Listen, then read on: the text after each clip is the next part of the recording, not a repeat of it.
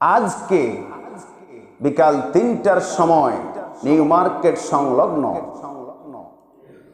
সাঁটু হলে, বিডি হল, সাঁটি হলে এই এলাকার প্রায় আসনের যত আলেম ইমাম বলে প্রমাণিত, এক কথায় আলেম ওলামা যারা, তাদেরকে নিয়ে একটা মত বিনিময় সভা আছে। শুনে আশ্চর্য হবেন, আব্দুর রাজ্জাক, শেখ আব্দুর রাজ্জাক বিন ইউসুফের সুযোগ্য ছেলে শেখ আব্দুল্লাহ বিন আব্দুর রাজ্জাক ওই সেমিনারেও উপস্থিত থাকবেন। এই সেমিনার প্রমাণ করে মতানক্কর দিন শেষ, আলেম ওলামা রক্ষের বাংলাদেশ। কথা বলেন ঠিক না বেঠিক? সম্মানিত হাজিরিন, আমি আপনাদের সম্মুখে গত শুক্রবার থেকে গুরুত্বপূর্ণ একটি বিষয় নিয়ে আলোচনা করছি। সেটি হচ্ছে ইসলামের দৃষ্টিতে কোরআন ও হাদিসের আলোকে ভোটের গুরুত্ব এবং ফজিলত। এটাও বলেছি যে কোরআনুল কারীমে যা দরকার আল্লাহ পাক পূর্ণাঙ্গ করে কমপ্লিট কোড অফ লাইফ, জীবন পরিচালনার জন্য যা দরকার তা সম্পূর্ণভাবে খুলে খুলে বলে দিয়েছেন। সুতরাং সব কথা থাকবে, আর এত চ্যালেঞ্জিং একটা বিষয় যেটা ভোট, সে বিষয়ে থাকবে না, এটা তো হতে পারে না। আমরা খুঁজে খুঁজে আপনাদেরকে দলিল এবং হাদিস দেওয়ার চেষ্টা করেছি, করব। আলোচনা বোঝার জন্য আমাকে মন ফ্রেশ করে সম্পূর্ণ নিরপেক্ষ মন নিয়ে আমাদেরকে আলোচনা শুনতে হবে, তাহলে বুঝবো। সম্মানিত হাজরিন, চলুন আর কালাম বিলম্ব না করে সরাসরি কোরআন থেকে আলোচনা শুনি, হাদিস কি বলে সেটা শুনি। আল্লাহ সুবহানাহু ওয়া তাআলা মহাগ্রন্থ আল কোরআনুল কারীম মানব জীবনের অমীয় এক বাণী। সেই গ্রন্থ তথা কোরআনুল কারীমের সূরা আশ-শূরা, সূরা নামেই একটা সূরা আছে। সেই সূরার 13 নম্বর আয়াতে কি বলছেন একটু কর্ণপাত করি। আল্লাহ সুবহানাহু ওয়া তাআলা বলছেন, শারআ লাকুম মিনাদ-দীনি মা ওয়াসসা বিহি নূহা। বলেন আল্লাহু আকবার। আল্লাহ পাক বলছেন, হে দুনিয়ার মানুষেরা, ভালো করে কান খাড়া করে শোনো, তোমাদের জন্য যে বিধান আমি দিয়েছি, তোমাদের জন্য যে নিয়ম আমি দিয়েছি, যে বিধান দিয়েছি, এই বিধান শুধু তোমাদেরকেই দেইনি, আমি দিয়েছিলাম আমার পয়গম্বর নূহ আলাইহিস সালামকে। বলেন সুবহানাল্লাহ। তাহলে আল্লাহ যে নির্দেশ আমাদেরকে দিচ্ছেন, বিধান আমাদেরকে দিচ্ছেন, সেই বিধানটা নূহ আলাইহিস সালামকেও দিয়েছিলেন বলে আমরা পেলাম। শুধু কি তাই? তারপরে কি বলছেন ওই আয়াতেরই, ওয়াল্লাযী আওহাইনা ইলাইক। এবার বিশ্বনবী মুহাম্মদুর রাসূলুল্লাহ সাল্লাল্লাহু আলাইহি ওয়াসাল্লামকে ডেকে বললেন, ওগো রাসূল, ওগো আমার হাবিব, আমি যে দুনিয়ার বান্দাদেরকে যে নিয়ম এবং বিধান বাতলে দিলাম, সেটা শুধু তাদেরকে দেইনি, নূহ আলাইহিস সালামকে আমি দিয়েছি। এই দেওয়ার ঘটনাটা আমি আপনাকে জিবরাইলের মাধ্যমে তথা ওহির মাধ্যমে আমি আপনাকে জানালাম। যদি তাই না হবে, আমাদের সময় থেকে নূহ আলাইহিস সালামের সময় অনেক বছরের ব্যবধান, আমরা জানতামও না হয়তো বুঝতেও পারতাম না। জেনেছি বিশ্বনবীর মাধ্যমে, কোরআনের মাধ্যমে। এজন্য আল্লাহ বলছেন, দুনিয়ার মানুষের আমি যে নিয়ম বাতলে দিয়েছি, সিস্টেম বলে দিচ্ছি, সেটা নূহ আলাইহিস সালামের প্রতি দিয়েছিলাম। আর হে রাসূল, নূহ আলাইহিস সালামকে যে দিয়েছিলাম, সেটা আমি আপনাকে ওহীর মাধ্যমে, জিবরাইলের মাধ্যমে আপনাকে জানানোর ব্যবস্থা করেছি। শুধু তাই নয়, ওয়ামা ওয়াসাইনা বিহি ইব্রাহিম, আল্লাহু আকবার। শুধু তাই নয়, আমি এই নির্দেশ, এই হুকুমও জারি করেছিলাম ইব্রাহিম নবীর প্রতিও। জোরে বলেন সুবহানাল্লাহ। হে দুনিয়ার মানুষেরা, যে নিয়ম আমি তোমাদেরকে বলছি, সেই নিয়ম শুধু তোমাদেরকে না, নূহ আলাইহিস সালামকে দিয়েছিলাম, বিশ্ব নবী সাল্লাল্লাহু আলাইহি সাল্লামের কেও দেওয়া হয়েছে, ইব্রাহিমকেও দেওয়া হয়েছে। শুধু ইব্রাহিম না, মুসা এবং মুসাকেও দিয়েছি। শুধু তাই নয়, ওয়া ঈসা,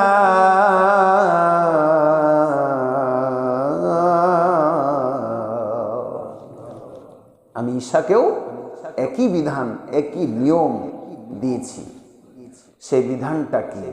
শোনার আগ্রহ আমাদের অনেক বেশি। কি সেই বিধান দিয়েছিলেন, কি সেই হুকুম দিয়েছিলেন? আরেকটু আপনাদেরকে সুন্দর করে বোঝানোর চেষ্টা করি। সেটি হচ্ছে সূরা আশ-শূরা 13 নম্বর আয়াতে আল্লাহ পাক বুঝাতে চাইলেন, হে দুনিয়ার মানুষেরা, আমি তোমাদের উপরে যে নিয়ম, যে হুকুমটা দিতে যাচ্ছি, সেটা তোমাদের উপরেই শুধু নয়, নূহ আলাইহিস সালামকেও দিয়েছিলাম, ইব্রাহিম আলাইহিস সালামকেও দিয়েছিলাম, হযরতে মূসা আলাইহিস সালামকেও দিয়েছিলাম, ঈসা আলাইহিস সালামকে ওই হুকুমই দিয়েছিলাম। সর্বশেষ বিশ্ব নবীকে দেওয়ার মাধ্যমে তোমাদেরকে দিচ্ছি। জোরে বলেন সুবহানাল্লাহ। সেই নিয়ম, সেই বিধান, সেই হুকুমটা হলো আন আকিমুদ্দীনা ওয়ালা তাতাফাররাকু ফীহি। জোরে বলেন আল্লাহু আকবার। সেই নিয়ম, সেই বিধান, সেই নির্দেশ, সেই হুকুমটা হলো দিন কায়েম করবে।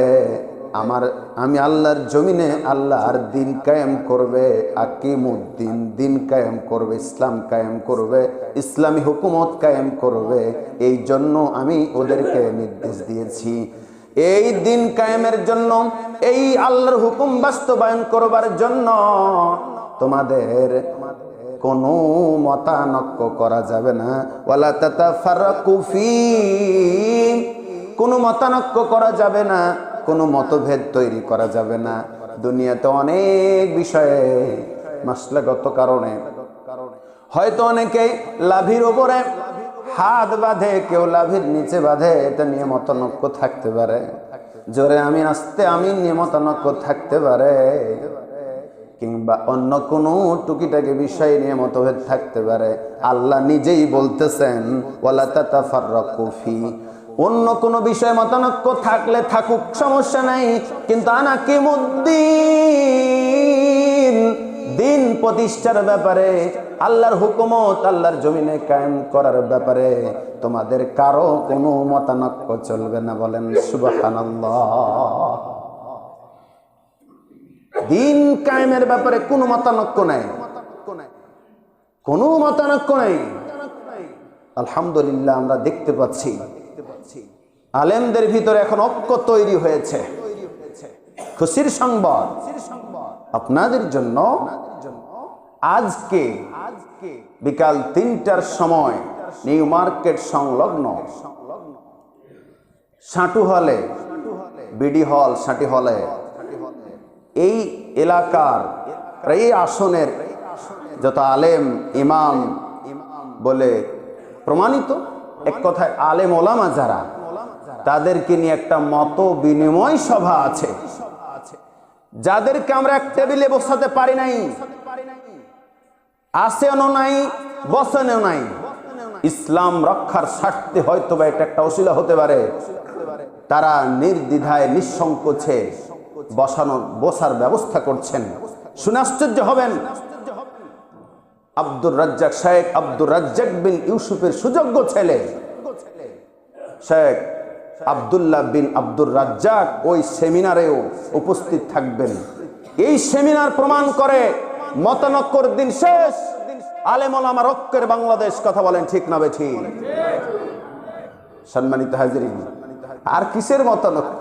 ওলামা একরাম এখন এক প্ল্যাটফর্মে চলে এসেছে। শুধু আপনি হয়তো বাকি, আমি হয়তো বাকি।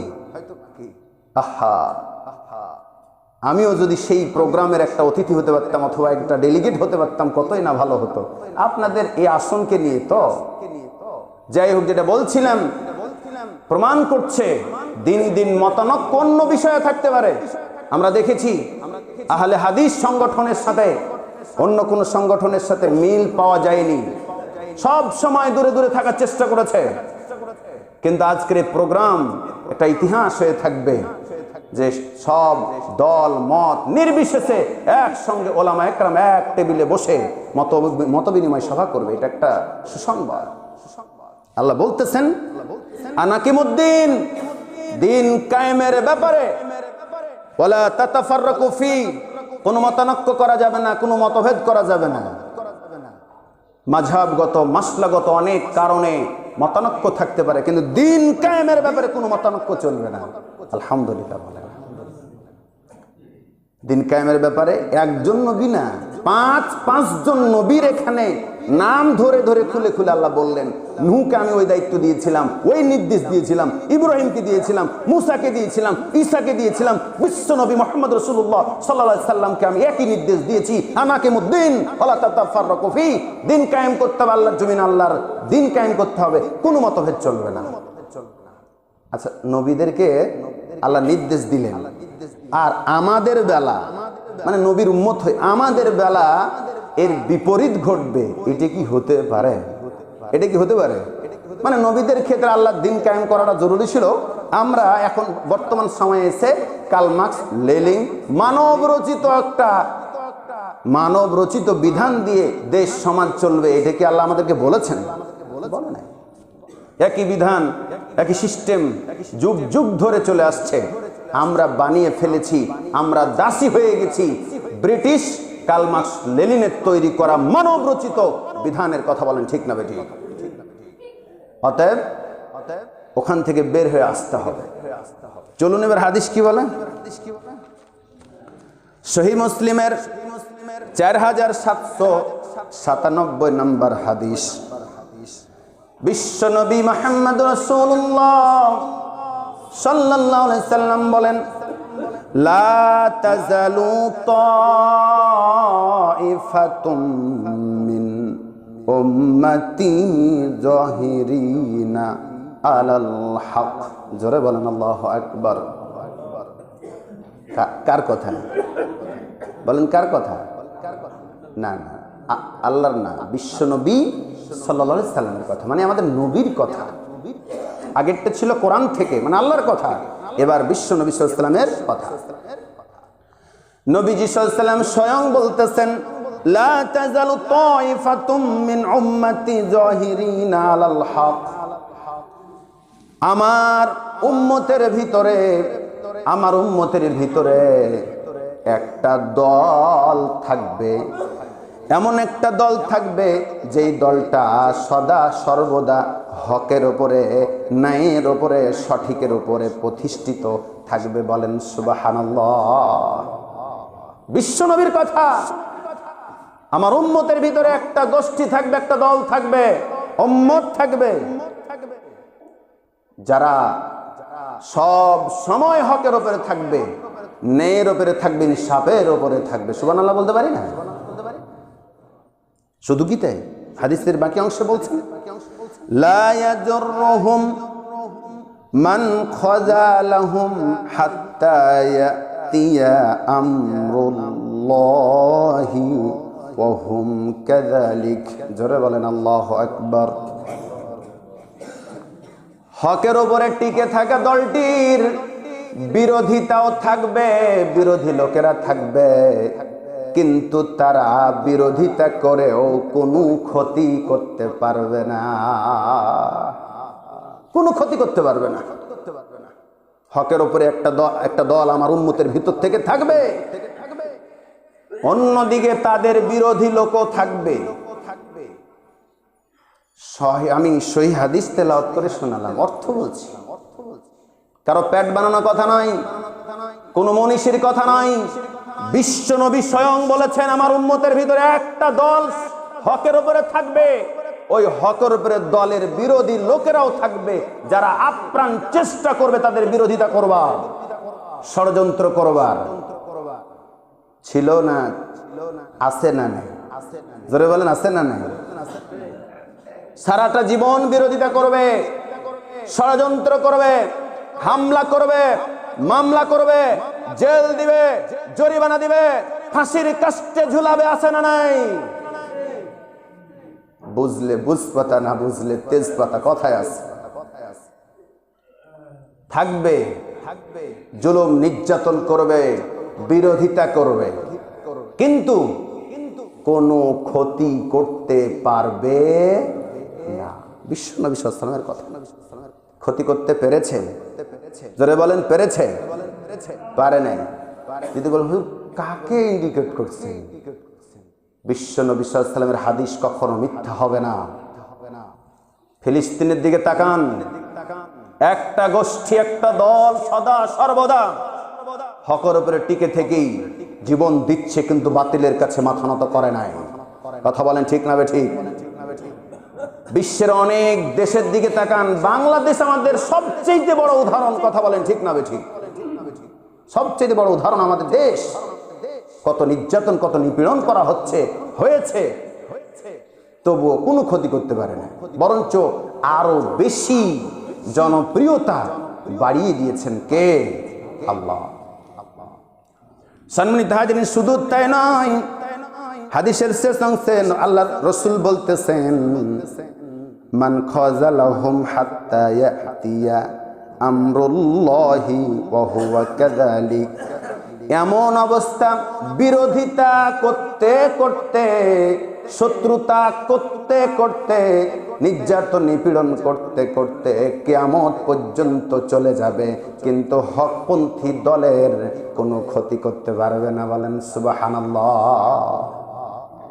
সেটা আমার দেশে হোক, সিরিয়ায় হোক, ফিলিস্তিন হোক, অন্য কোনো বিশ্বের যে কোনো দেশ হোক, নবীজি সাল্লাল্লাহু আলাইহি ওয়াসাল্লাম আমাদের দেশের দিকে শুধু তাকিয়ে বলে নাই, গোটা বিশ্বের উম্মতের দিকে তাকিয়ে বলেছেন, একটা গোষ্ঠী থাকবে আমার উম্মতের ভিতরে যারা হকের উপরে থাকবে, ওদের শত্রুতাও করবে, বিরোধিতাও করবে, বিরোধিতা করতে করতে কিয়ামত হয়ে যাবে, তবুও কোনো ক্ষতি করতে পারবে না আমার হকপন্থী উম্মতের ভিতরে। জোরে বলেন সুবহানাল্লাহ। সহিহ মুসলিম 4797 নম্বর হাদিসের কথা বললাম। সম্মানিত হাজরিন, তাহলে এবারে হকও থাকবে, বাতিলও থাকবে, এটা থাকবেই, কিয়ামত পর্যন্ত থাকবে। এভাবে যদি আমরা বলি, আইন বা বিধান দুই প্রকার, একটা হচ্ছে মানুষের তৈরি আইন, আর একটা হচ্ছে আল্লাহর তৈরি আইন। মানুষের তৈরি আইন কিভাবে হয়? মানুষের জ্ঞান, মানুষের বিবেক বুদ্ধি খাটিয়ে যে পুস্তক লেখা হয়, যে বিধান লেখা হয়, যে নিয়ম লেখা হয়, সেটা মানব রচিত আইন। অপরদিকে আল্লাহর আইনে মানুষের হাত খাটানোর কোনো সুযোগ আছে? কোনো সুযোগ নেই। 1400 বছর আগে কোরআনে আল্লাহ যে বিধান দিয়ে দিয়েছেন, নিয়ম দিয়ে দিয়েছেন, আইন দিয়ে দিয়েছেন, সেটাই চূড়ান্ত, সেটা কায়েম। আপনি করি, আমি করি, যেই করুক না কেন, করতে পারলে আপনি সেটা হলেন, যদি না হলে সেটা ভিন্ন বিষয়। চিরদিনের জন্য আইন দুই প্রকার, মানব রচিত আর আল্লাহর আইন। মানব রচিত আইনের ভিতরে ভুল থাকতে পারে, পরিবর্তন চলে আসছে, পরিবর্তন আসে। ধরুন বাংলাদেশের সংবিধানের কথাই বলি, বাংলাদেশের সংবিধান কতবার যে সংস্কার হয়েছে তার অভাব নেই। বলেন তো, 1400 বছরের পর থেকে কোরআনের একটা আয়াত দূরে থাক, সূরা দূরে থাক, একটা শব্দ, একটা জের জাবারও কি পরিবর্তন কেউ করতে পেরেছে? এটা আল্লাহর বিধান, এটাই আল্লাহর আইন। আল্লাহর আইন, আস-সারিকু আস-সারিকাত, চোর চুন্নি ধরা পড়লে হাত কেটে দাও, বিধান কার? আল্লাহর বিধান, চোর অথবা চুন্নি ধরা পড়লে হাত কেটে দাও। যদি আমাদের দেশে একটা চোরকে ধরে দৃষ্টান্তমূলক শাস্তি বাইতুল মুকাররমের সামনে, শত শত মিডিয়ার সামনে একটা চোরের হাত কেটে দেওয়া হতো, গোটা দেশের চোরেরা সাবধান হয়ে যেত। কথা বলেন ঠিক না বেঠিক? আয-যানিয়াতু ওয়াজ-যানি, জেনাকারী পুরুষ অথবা জেনাকারী নারী যদি ধরা পড়ে 100টা বেত্রাঘাত করো, মরুক আর বাঁচুক, দেখার দরকার নেই। বিধান কার? আল্লাহ। বলেন তো এই শাস্তিটা যদি বাইতুল মুকাররম জাতীয় মসজিদের সামনে একটা জেনাকারী মহিলা কিংবা জেনাকর পুরুষকে যদি দেওয়া হতো, তাহলে পারে বাংলাদেশের বুকে যত জেনাকর পুরুষ আছে, নারী আছে, সবাই সাবধান হয়ে যেত। কথা বলেন ঠিক না বেঠিক? সাবধান হয়ে যেত। কিন্তু না, মানব রচিত আইন দিয়ে চলছে সমাজ, এজন্য শাস্তি কিছুই হয় না। সেটার মামলা তদন্ত করতে করতে আরো 100টা ধর্ষণ হয়, আগের ধর্ষণের কোনো বিচার হয় না। কথা বলেন ঠিক না বেঠিক? এই হচ্ছে মানব রচিত আইন। কিভাবে আমি এটাকে সমর্থন করতে পারি? সম্মানিত হাজিরিন, এজন্য আল্লাহর আইন যদি দেশে সমাজে কায়েম হয়, তাহলে পারে যেই পরিমাণ চুরি ডাকাতি হচ্ছে এরকম আর হবে না। আল্লাহ কোরআন সাক্ষী দিচ্ছে, ফালা খাউফুন আলাইহিম ওয়ালা হুম ইয়াহজানুন। বলেন আল্লাহু আকবার। কোরআনের চেয়ে সত্য কথা আর কি হতে পারে? এরপরও যদি না বুঝেন তা আমার কি করার আছে? কোরআন যদি সমাজে কায়েম হয়, আল্লাহর আইন আল্লাহর বিধান যদি সমাজে রাষ্ট্রে কায়েম হয়, আল্লাহর কোরআন নিজে সাক্ষী দিচ্ছেন, ফালা খাউফুন আলাইহিম ওয়ালা হুম ইয়াহজানুন। রাষ্ট্রের কোনো নাগরিকের কোনো দুশ্চিন্তা থাকবে না, কোনো ভয় থাকবে না, কোনো চিন্তাও থাকবে না। বলেন সুবহানাল্লাহ। চুরির চিন্তা থাকবে না, ডাকাতির চিন্তা থাকবে না, ঘুষের চিন্তা থাকবে না, সুদের চিন্তা থাকবে না, জেনার চিন্তা থাকবে না, ব্যভিচারের চিন্তা থাকবে না, কোনো অন্যায় অবিচার অশ্লীল বেহাপনা কোনো কাজের মানে কোনো কিছুই থাকবে না। সব কিছু কোরআন সাক্ষী দিচ্ছে। এগুলো অটোমেটিক আস্তে আস্তে আস্তে আস্তে কমে কমে আল্লাহর শান্তি, রহমত, বরকত রাষ্ট্রের প্রত্যেকটি মানুষের উপর অবতীর্ণ হতেই থাকবে। সুবহানাল্লাহ। কোরআন সাক্ষী দিচ্ছে, ফালা খাউফুন আলাইহিম ওয়ালা হুম ইয়াহজানুন। তাদের কোনো ভয়ও থাকবে না, কোনো চিন্তাও থাকবে না।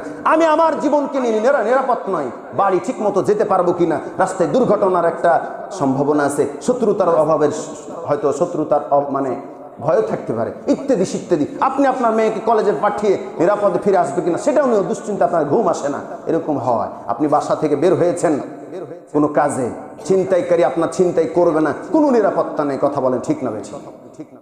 কোরআন বলতেছে এগুলো কোনো কিছুই থাকবে না, আস্তে আস্তে কমে যাবে।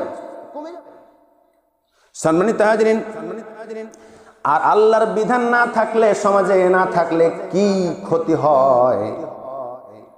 1971 সালে পাকিস্তান থেকে বাংলাদেশটা আলাদা হলো। এখন 2026 সাল। হিসাব করে গণনা করে দেখেন 55 বছর অতিবাহিত হলো। ঠিক না বেটি? 55টা বছর অতিবাহিত হয়ে গেল স্বাধীনতা অর্জন করার। এরপরে আলু পটল মার্কা যে যত দল ক্ষমতায় গেছে, সবাই মানব রচিত আইন দিয়ে দেশ পরিচালনা করেছে। কারো কাছ থেকেই শান্তি, মুক্তি, নিরাপত্তা জাতি পায় নাই। কথা বলেন ঠিক না ভাই? ঠিক। এখন দেখতে বাকি শুধু ইসলামপন্থীদেরকে দিয়ে কিভাবে সমাজ এবং রাষ্ট্র চলে। কথা বলেন ঠিক না ভাই? ঠিক। এটাই দেখতে বাকি আছে। সম্মানিত হাজিরিন, অতএব আমাদেরকে বুঝতে হবে, শুধু কি তাই, আমাদের দেশের অনেক বড় নেতারা পর্যন্ত বলছে আমরা শরিয়া আইনে বিশ্বাসী নই। ঠিক কি না? বলে না, শরিয়া আইনে বিশ্বাসী নই। প্রথম সারির নেতারা কিভাবে বলতে পারে শরিয়া আইন বিশ্বাসী নয়? মানে কোরআনকে ডাইরেক্ট অস্বীকার করা। ঠিক না বেঠিক? স্পষ্ট মিডিয়ার সামনে বলতেছে আমরা শরিয়া আইনে বিশ্বাসী নই। স্পষ্ট করে বলতে পারে আমরা শরিয়া আইনে বিশ্বাসী নই। তাহলে তুমি কেমনে মুসলমান হইতে পারো?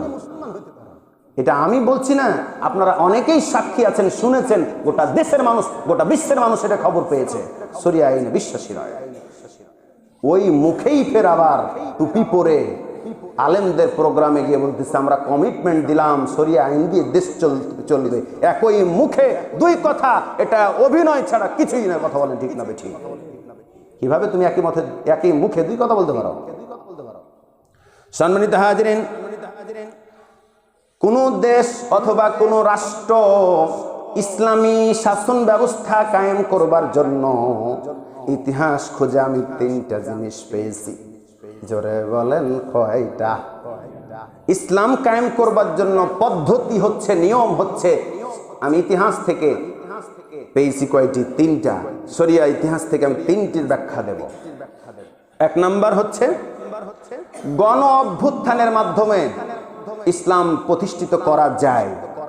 আগে বুঝবেন, নেগেটিভ মন্তব্য করবেন না, পরে বুঝবেন। আগে বুঝবেন, পরে মন্তব্য করার থাকলে করবেন। দ্বিতীয় নাম্বার হচ্ছে সশস্ত্র বিপ্লবের মাধ্যমে। তিন নাম্বার হচ্ছে নির্বাচন পদ্ধতির মাধ্যমে। কয়টা বললাম? তিনটা। গণ অভ্যুত্থান মানেই কেউ না কেউ জীবন দিবেই। কথা বলেন ঠিক না ঠিক?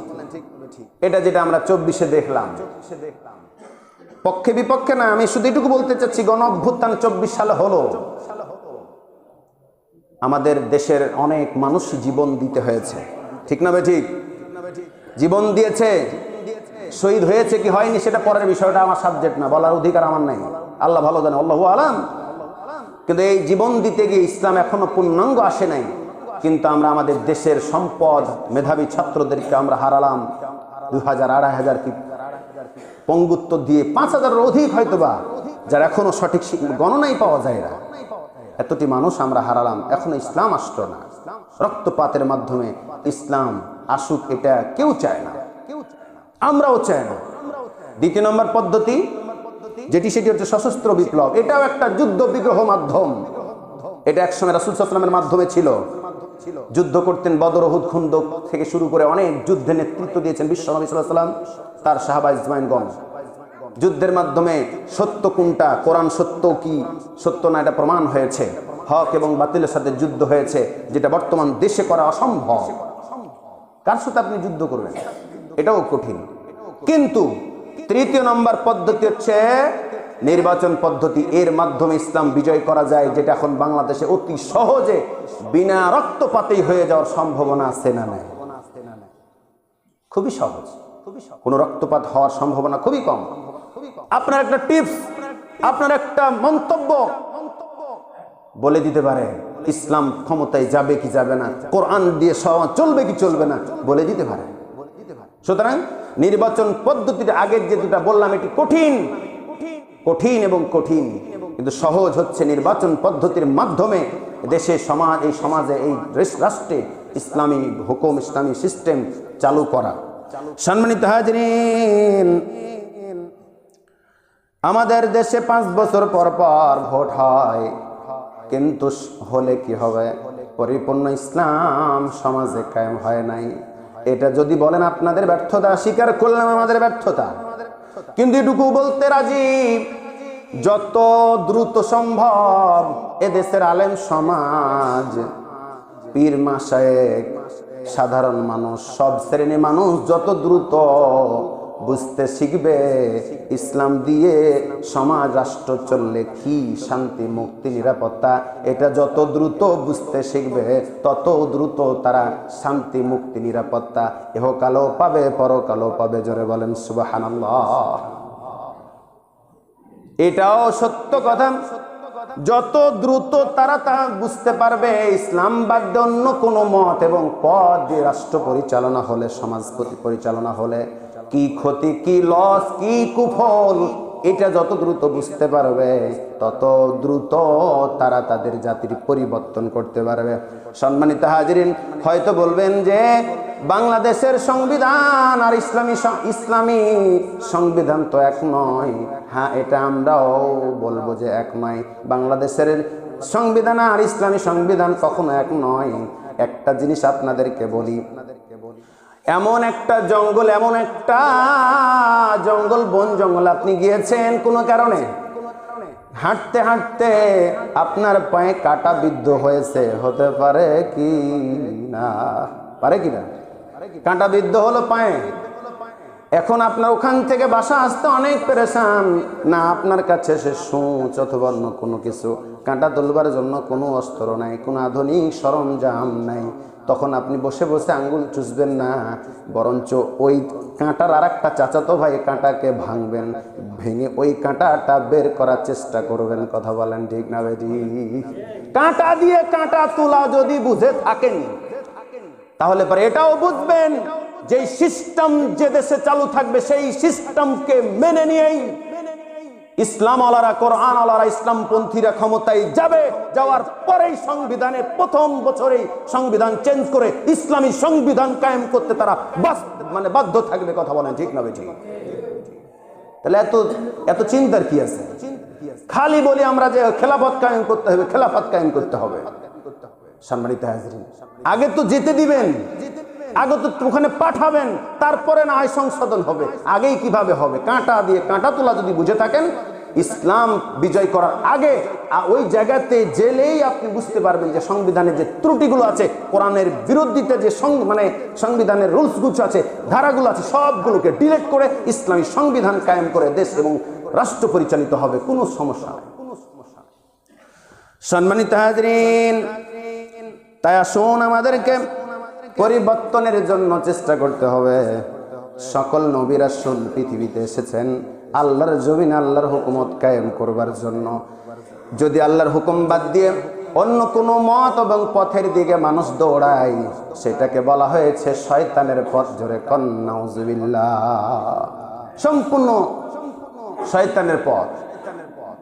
সুতরাং আমাদেরকে বুঝতে হবে, যেহেতু সময় শেষ, আগামী দিন বাকি আলোচনা করব।